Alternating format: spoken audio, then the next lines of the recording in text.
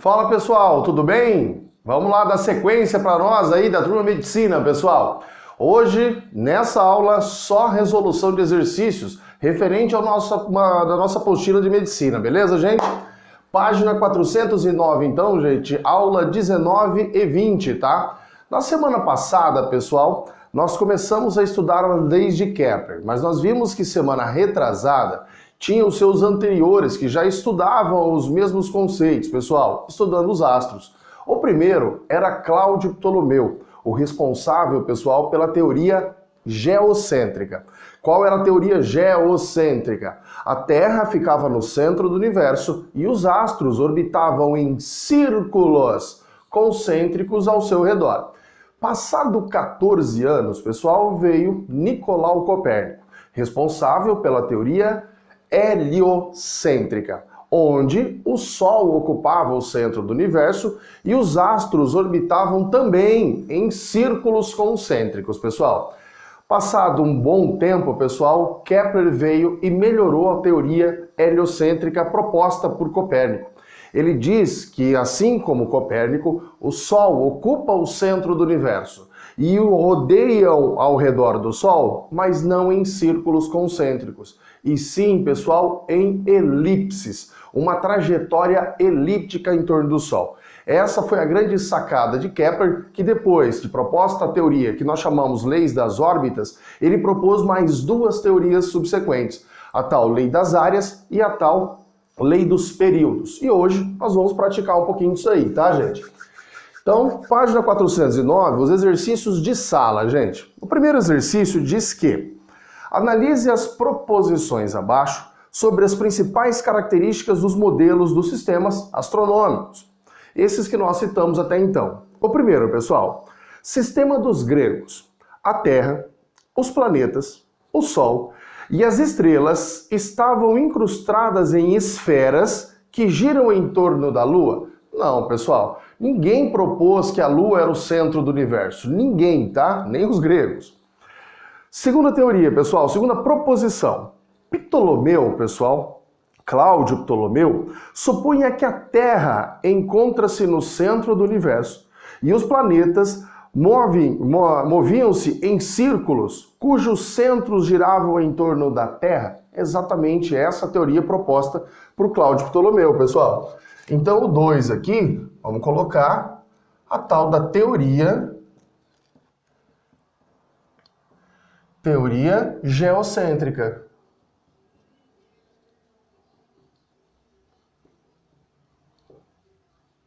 Então, marque esse item 2 aí, pessoal. Realmente, é a teoria proposta por Cláudio Ptolomeu. Terceira proposição.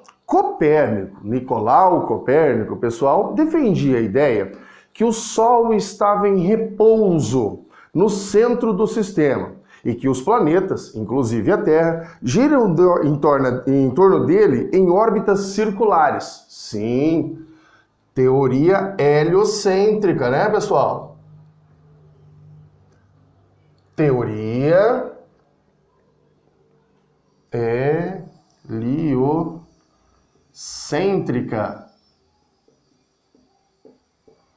Certo, item 3 também. Teoria apoiada por Nicolau Copérnico. Quarto, aí já vem Kepler, né? Kepler defendia a ideia que os planetas giram em torno do Sol, assim como Nicolau Copérnico, né, pessoal? Só que descrevendo trajetórias elípticas. E o Sol estava situado em um dos focos dessa elipse. Foi aqui que nós tivemos a evolução das teorias, né? Pessoal, chamada lei das órbitas. Certo esse item, então.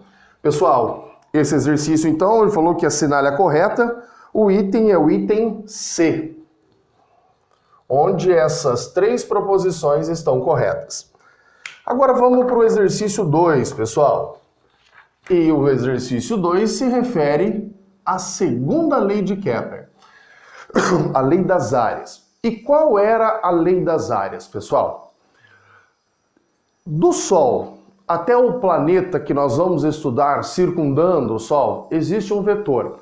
o vetor que nós chamávamos vetor posição, pessoal, que nós vimos na nossa videoaula anterior. É um vetor que varre áreas iguais em tempos iguais, pessoal. Essa é a chamada lei das áreas. A segunda lei de Kepler, tá, gente? Opa! Lei das áreas.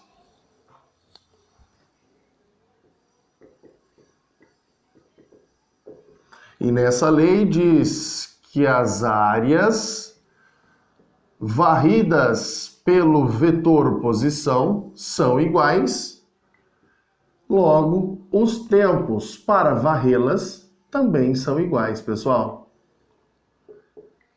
E vamos ler esse exercício aí e aplicar isso aqui? Um planeta, um só, realiza uma órbita elíptica com uma estrela em um dos focos. Então, um planeta ele não se referiu somente ao sistema solar, tá, gente?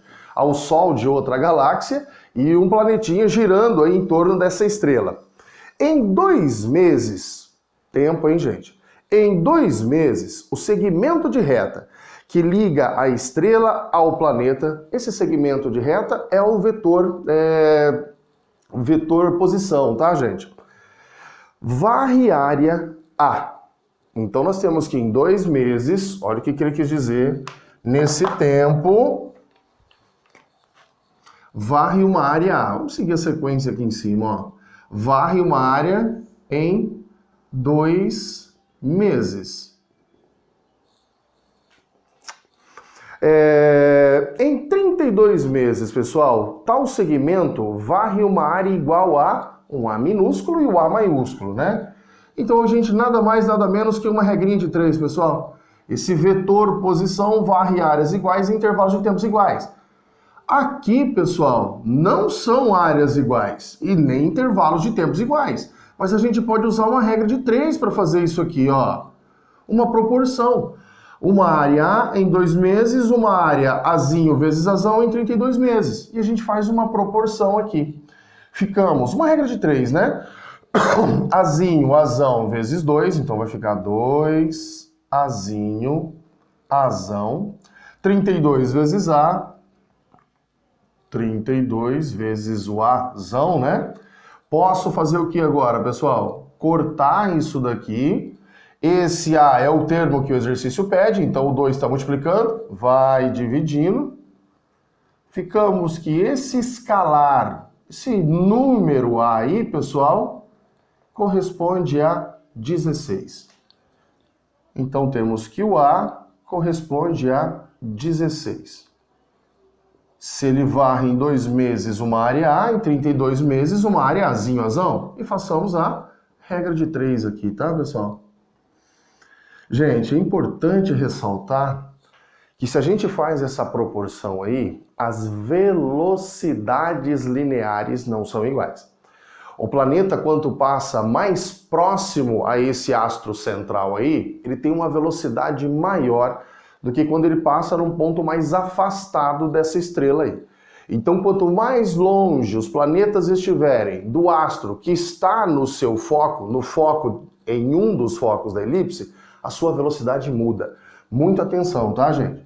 Então, aqui a gente pode dizer que a velocidade perto, lembra? No periélio, gente, é maior que a velocidade no afélio, gente. Lembra disso aqui? Proposto pela lei das áreas? Joinha. E vamos para o exercício 3 agora. O exercício 3 tem uma figurinha aí, eu vou desenhar ela aqui. E a gente vai pensar sobre isso, gente. Primeiro eu preciso que vocês recordem, lógico, né, como que nós chamávamos tempo para realizar uma volta completa. O tempo gasto para realizar uma volta completa nós chamávamos de período, gente. E aqui a figura temos que uma elipse, tá? A elipse não ficou tão bonita, mas eu acho que dá para entender. Temos o astro que está em um dos focos dessa elipse. E o vetor posição, pessoal, olha o vetor posição, o ponto aqui A, depois esse vetor posição, tentar fazer o mais simétrico possível ao da apostila, o ponto B. Reparem que esse vetor posição varreu essa área que ele chamou de A1. E depois esse vetor posição vai varrer uma área até chegar lá aproximadamente no ponto C. Uma nova área varrida por esse vetor. Lembra, pessoal? Isso aqui é varrido, ó. A1 e aqui A2.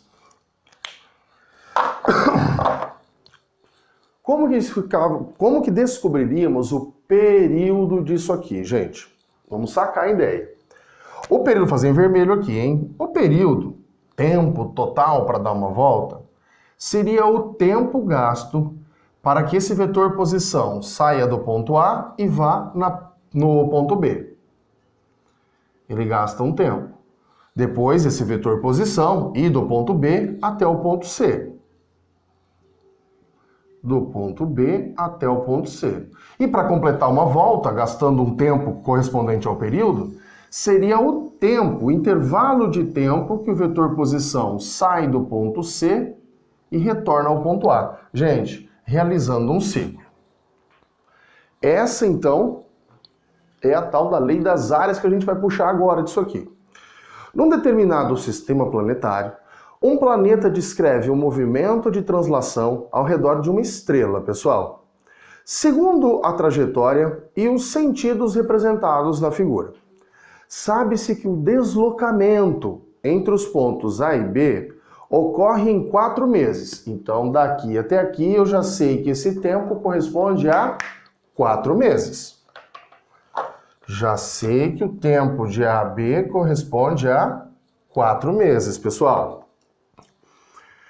E que as áreas, olha aqui a peça-chave do exercício, e que as áreas A1 e A2 são iguais. Opa, se essas áreas são iguais, ó, mesmo raciocínio do exercício anterior. Os tempos gastos para que o vetor posição varra essas áreas são iguais. Isso quer dizer que o tempo de A para B, sei que eu coloquei sinal de igual aqui, né? Sinal de mais. O tempo de A para B é o mesmo tempo de B para C, pessoal. Mais 4 meses. Porque essas áreas são áreas iguais. Considerando válidas as leis de Kepler para o movimento planetário e sabendo que o período de translação, o tempo total, para os planetas girarem em redor dessa estrela é de 20 meses. Opa, então eu já sei que o período corresponde a 20 meses.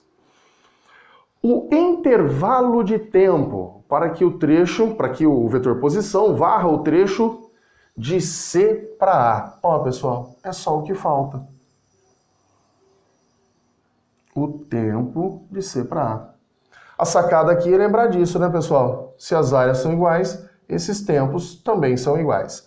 Ficamos, então, que 20 igual 4 mais 4, 8, mais o que o exercício pede, que é o tempo para que esse planeta chegue do ponto C ao ponto A. Tá mais 8, vem para o outro lado menos, 20 menos 8, pessoal.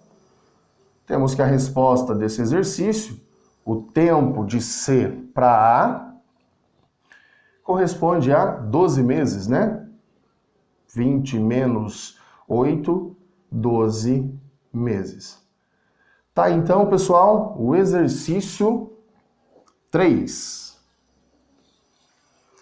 E agora vamos para o exercício 4. Também teórico, tá, gente?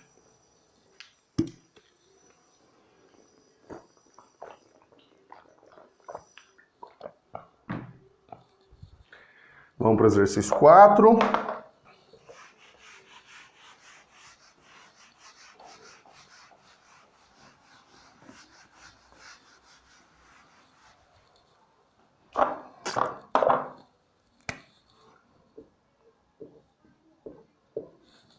E no exercício 4, o enunciado diz que, pessoal, analise as proposições sobre o planeta Mercúrio. Mercúrio, assim como os outros planetas, os outros 7 planetas, estão orbitando ao redor do Sol, pessoal. Todos os planetas que orbitam ao redor do Sol obedecem às leis estabelecidas por Kepler, gente. Com base nessas 3 leis, primeira proposição. A órbita de Mercúrio é circular, com o Sol localizado no centro da circunferência? Falso, pessoal. Todos os planetas orbitam ao redor do Sol em órbitas elípticas, um com uma excentricidade maior do que o outro, tá? Uma elipse talvez seja mais excêntrica que a outra, joia? Depende da posição que os planetas circundam o Sol, mas todos os planetas órbitas elípticas. 2. A magnitude. Gente, magnitude é muito utilizado em São Paulo esse termo. Lembra que quando a gente visualiza vetores, quando vocês aprenderam vetores ali com Mendonça e com Fernandes também, pessoal, magnitude, intensidade e módulo se refere à mesma coisa. Ele quer saber o número. Quando ele fala magnitude, intensidade ou módulo, é aquele número acoplado a uma unidade de medida. Então, essa magnitude da velocidade de translação de Mercúrio varia ao longo de sua trajetória? Sim. Lei das áreas aqui também, pessoal. Aqui o segundo item está correto, né? Varia a velocidade. O que nós falamos que a velocidade no periélio, naquele exercício anterior, né? No periélio, quando o planeta está perto do Sol, tem uma velocidade maior do que no afélio, no ponto mais afastado do Sol, pessoal. Então o item 2, correto aí. Item 3. A magnitude, o módulo, a intensidade, né, da velocidade de translação de Mercúrio é constante? Ao contrário do item 2, né?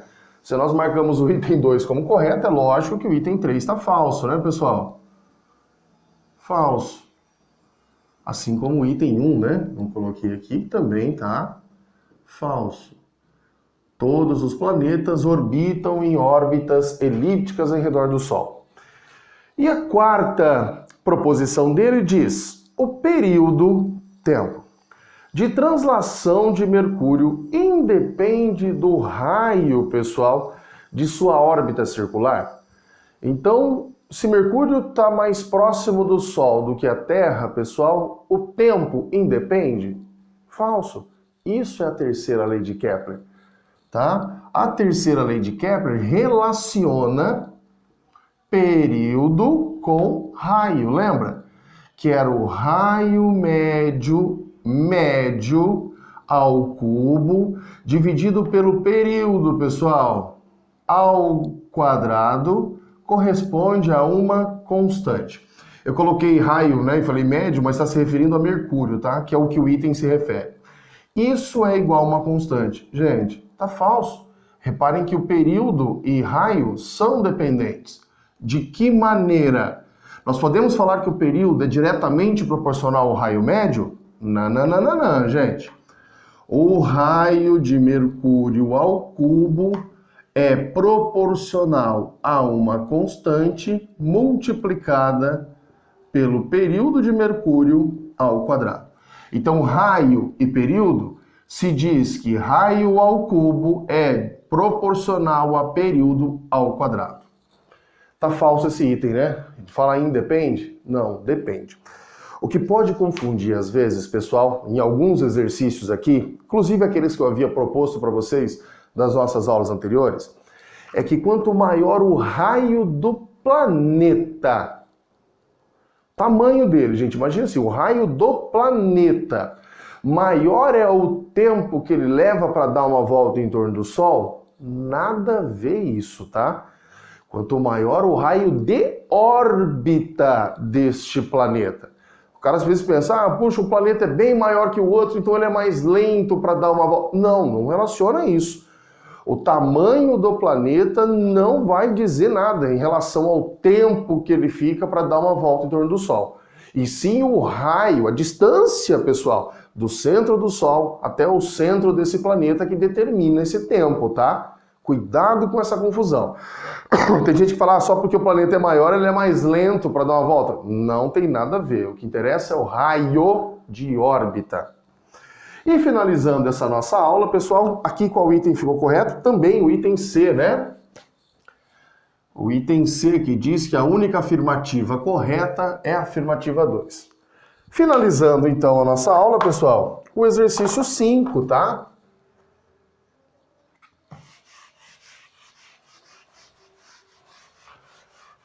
Vamos fazer o exercício 5, onde é conta referente à terceira lei de Kepler, gente. Vamos lá, vamos ver, tirar os dados desse exercício. Esse exercício diz que, pessoal, 2 satélites artificiais movimentam-se em órbitas circulares ao redor da Terra. Sabe-se que o satélite B está 4 vezes mais longe do centro da Terra do que o satélite A. Tá vendo, pessoal? É distância entre o centro do satélite ao centro da Terra. Então é o raio isso daí. Ele diz, pessoal, que o raio desse satélite B é 4 vezes maior que o raio do satélite A. Lembrando que esse raio não é do satélite, né? O raio é a distância do centro da Terra até o centro do satélite, pessoal. E que o período de revolução do satélite é de 30 dias. Então nós temos que o tempo que esse satélite A gasta para dar uma volta corresponde a 30 dias. Qual é a pergunta do camarada? Com esses dados, determine o período de revolução do satélite B, pessoal. O que ele quer é o TB, né? Olha como a gente vai começar utilizando a terceira lei de Kepler. Eu sei que tem um monte de gente que fala, poxa, Marcos, isso aqui não consigo entrar na minha cabeça. Isso aqui é igual a constante, mas como que eu aplico conta nisso aqui? É igualando, pessoal, esta razão, essa divisão aqui, de um planeta com outro planeta. Assim como a gente vai fazer nesse exercício. Nós vamos igualar, é uma constante. Essa razão vai ser igual a outra razão, tem que dar o mesmo valor. Então nós temos que o raio de A ao cubo, olha lá, a terceira lei de Kepler, dividida pelo período do satélite A ao quadrado, deve ser igual ao raio de B, também ao cubo, dividido pelo período de B ao quadrado. É assim que nós aplicamos a terceira lei de Kepler, pessoal, sempre igualando planetas, satélites que orbitam ao redor de um único astro aí, tá? E agora a gente só joga os dados, né? Raio de A, não tenho, então deixa ele aqui. Raio de A ao cubo. Período de A a gente tem, né? Que é 30 dias ao quadrado. O raio médio de B, ele diz que é 4 vezes o raio médio de A. Então, ó, 4 raio médio de A, só que elevado ao cubo. Por isso que eu coloquei entre parênteses aqui, tá, pessoal? Dividido pelo período de B ao quadrado. Sendo assim, ficamos que raio de A ao cubo, dividido 30 ao quadrado, 900, igual 4 ao cubo, pessoal, 64. Raio de A ao cubo, dividido pelo que o exercício pede, o período de B. Agora eu posso cortar, né, pessoal? Raio de A ao cubo com raio de A ao cubo. Isolo TB de um lado, ficamos que o período de B ao quadrado é 900 vezes 64. Pessoal, isso aqui, se eu não me engano, dá 57.600, mas para evitar ficar fazendo essa conta absurda, a gente tira a raiz dos dois, né? Ficamos que o período de B corresponde à raiz quadrada, para tirar o quadrado de cima do TB, né? Raiz quadrada de 900 vezes 64. Raiz quadrada de 900 é 30. Raiz quadrada de 64 é 8, né, pessoal? Logo, 30 vezes 8, 240 dias. Bem, pessoal, os exercícios da nossa apostila de medicina estão aí referente a essas aulas. Na próxima videoaula nossa, pessoal, eu continuarei fazendo exercícios sobre as leis de Kepler, tá? Só que agora do nosso livro, tá? No material do poliedro. Gente, fica com Deus, uma ótima semana para vocês e aquele abraço, gente!